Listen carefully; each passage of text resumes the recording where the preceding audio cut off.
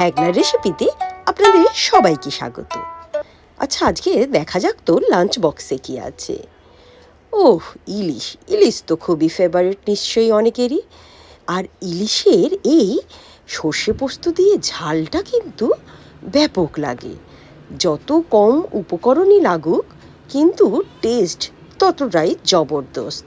চলুন ঝটপট দেখে নিই যে কাঁচা ইলিশের সর্ষে পোস্ত করতে ঠিক কী কী লাগে।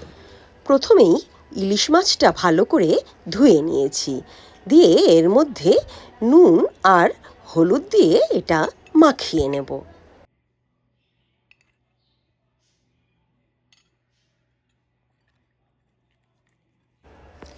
আসলে ইলিশ এতই সুস্বাদু মাছ যে এটাতে কম যদি আমি উপকরণ দিয়েও রান্না করি, এর টেস্ট কিন্তু হয় সবসময় দারুণ। নুন হলুদটা মাখানো হয়ে গেছে, এবার এটা সরিয়ে রাখবো। নিয়ে নেব একটা কড়াই।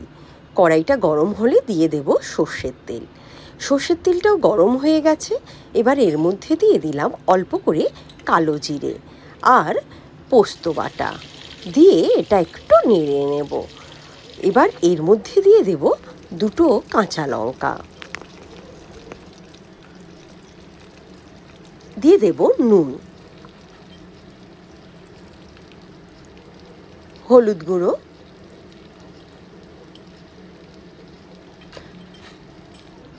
লঙ্কা গুঁড়ো, দিয়ে এই মশলাগুলো একটু ভেজে নেব, জাস্ট 1 মিনিট মতো। গুঁড়ো মশলা তো একটু ভাজলেই তার গন্ধটা চলে যায়। এবার ভাজা হয়ে গেলে এর মধ্যে দিয়ে দেব সর্ষে বাটা।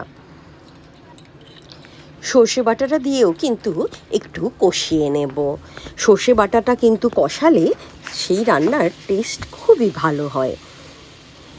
এই মশলা কষানোটা কিন্তু পুরোটাই হবে লো ফ্লেমে।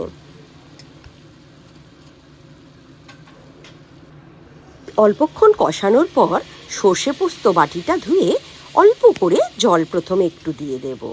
তারপর যখন একটু কষানো হয়ে যাবে, মশলাটায় থেকে তেলটা ছেড়ে আসবে, তারপরে কিন্তু আমি বেশি করে জল দিয়ে দেব। এখানে আমি মোটামুটি জল দিলাম 1 কাপ মতো, মানে 250 ml, দিয়ে এটা আমি ফুটতে দেব। যখনই পুরো জলটা ভালো করে ফুটিয়ে উঠবে, তখন আমি এর মধ্যে দিয়ে দিলাম কাঁচা মাছটা, যার মধ্যে আমি আগেই নুন হলুদ মাখিয়ে রেখেছি। এবার মাছটা ঝোলের মধ্যে ফুটতে দেব, তাই এটাতে একটা ঢাকা দিয়ে দেব। ইলিশ মাছটা সেদ্ধ হতে মোটামুটি 8 থেকে 10 মিনিট লাগে। তো প্রায় 10 মিনিট পর আমি এটা খুলে দেখব। হ্যাঁ, গ্রেভিটা একদম পারফেক্ট আছে।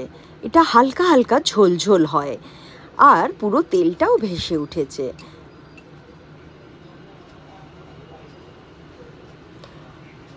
হ্যাঁ, মাছটাও একদম পারফেক্টভাবে কুকড হয়ে গেছে। আমার কিন্তু সময় লাগলো 10 মিনিটই।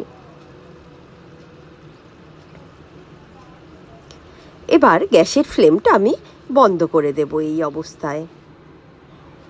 সামনেই তো আসছে পয়লা বৈশাখ, সেই দিন কিন্তু এই পদটা অবশ্যই পাতে রাখতে পারেন। সময় যতটাই কম লাগবে, খেয়ে কিন্তু সবাই আপনার প্রশংসাই করবে।